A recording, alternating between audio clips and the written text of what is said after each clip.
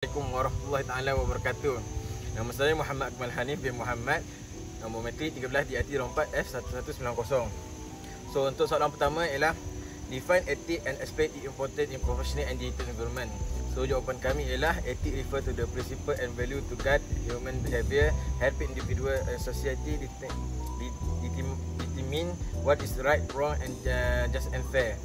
So maknanya etika ni dia rujuk prinsip nilai kemanusiaan, nilai yang membimbing kita macam disiplin lah untuk individu ataupun masyarakat yang menentukan perkara yang betul, salah dan panggil adil dan saksama, benda yang adil dan saksama.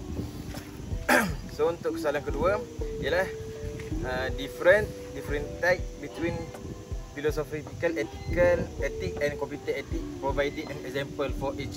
So dia minta bezakan antara etika falsafah dengan etika komputer dan berikan satu contoh setiap. So jawapan kami ialah philosophical ethic ialah concept which general principle of morality, what is right or wrong in human behavior.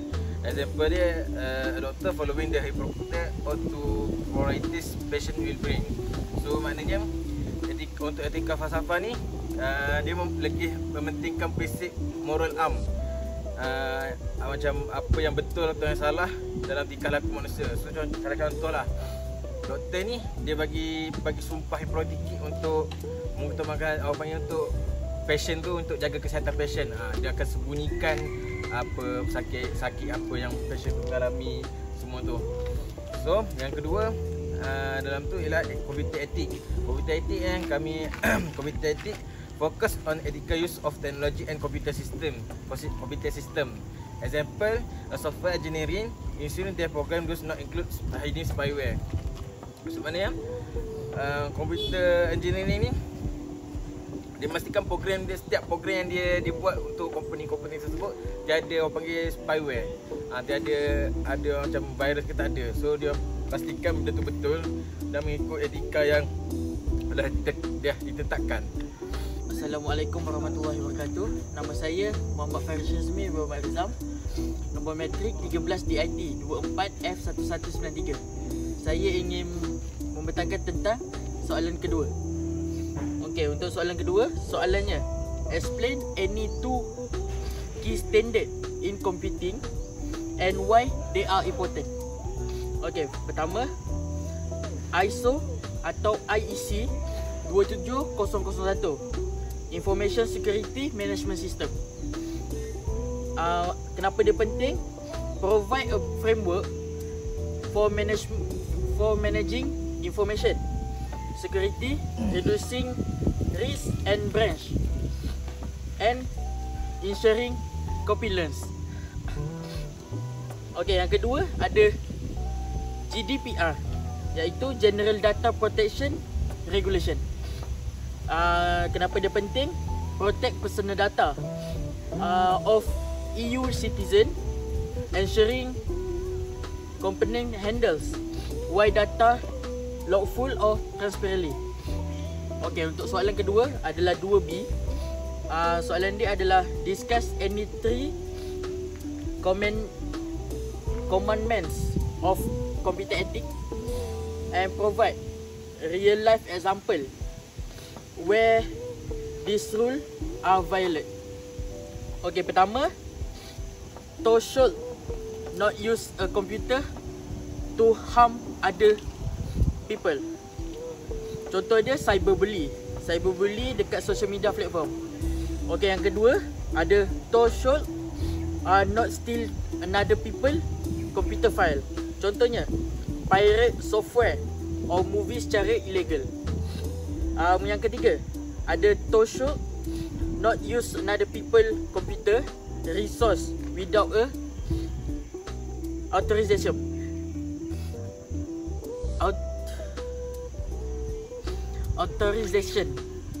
Contohnya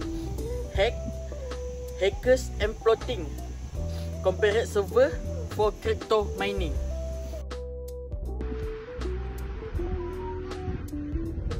Assalamualaikum. My name is Imam Syah Jiman bin Zahidi. My number matrik F1181. I will answer question 3. A. Define digital intellectual property and provide 3 examples.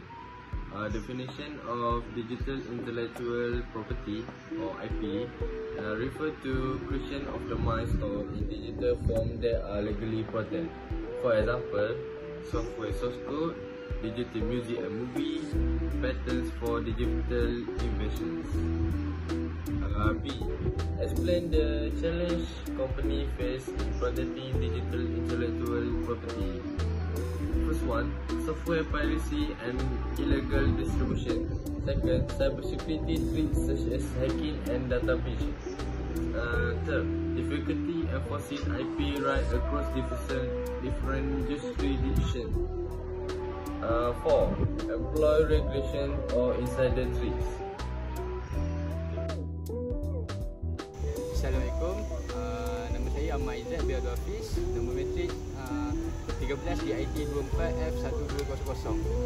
Saya akan menerangkan bagi question nombor 4. So, question yang pertama, identify and briefly explain to legal act in Malaysia that protect digital intellectual property. So, jawapannya saya berikan 2 jawapan untuk soalan itu. Yang pertama, Akta Hak Cipta tahun 1987. Ia melindungi hasil karya asal termasuk persian, musik dan kandungan bertulis.